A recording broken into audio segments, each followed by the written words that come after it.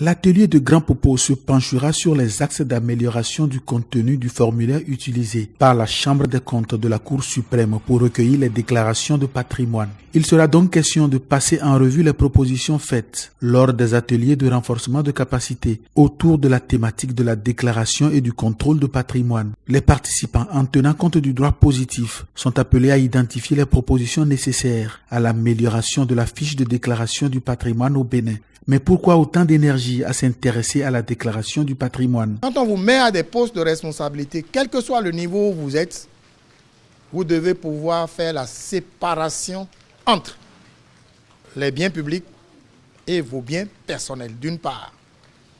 D'autre part, à des postes de responsabilité, soit par conflit d'intérêts, soit par détournement de deniers publics, vous pouvez vous enrichir facilement. Et de ce point de vue, vous n'avez pas le droit de vous servir de poste de responsabilité que vous avez pour vous enrichir illicitement. En faisant la déclaration de patrimoine, c'est d'abord et avant tout un élément important pour l'assujetti lui-même. S'il a un train de vie qui semble être un peu extravagant et que les gens s'en doutent, il suffit d'aller consulter sa déclaration de patrimoine. On saura qu'il avait déclaré ce patrimoine avant de commencer à travailler et que de ce point de vue, c'est réellement son argent et son patrimoine dont il se sert. Mais s'il ne l'avait pas fait avant de prendre fonction et que son train de vie paraît un peu suspicieux, qu'on l'amène au tribunal, c'est à ce moment qu'il ira dire j'ai fait ceci, j'ai fait ceci, c'est trop tard. Donc de ce point de vue, c'est important pour l'assujetti lui-même. La déclaration de patrimoine est de ce point de vue utile aussi pour la fin de l'exercice des fonctions. À la fin de la fonction qu'il a occupée, il doit faire également sa déclaration de patrimoine pour qu'on puisse faire la différence entre ce qu'il avait en entrant et ce qu'il a en sortant.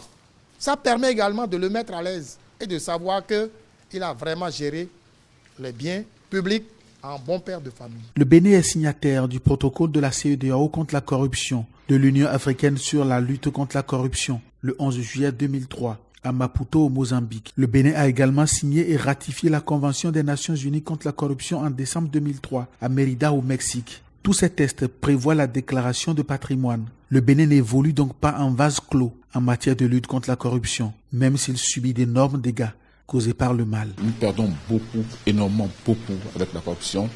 C'est dans tous les secteurs. Mais la lutte contre la corruption n'est pas dévolue seulement à un groupe donné. C'est tout le monde qui doit participer à la lutte contre la corruption. Tout le monde. Un combat commun contre un ennemi commun dévastateur, la corruption.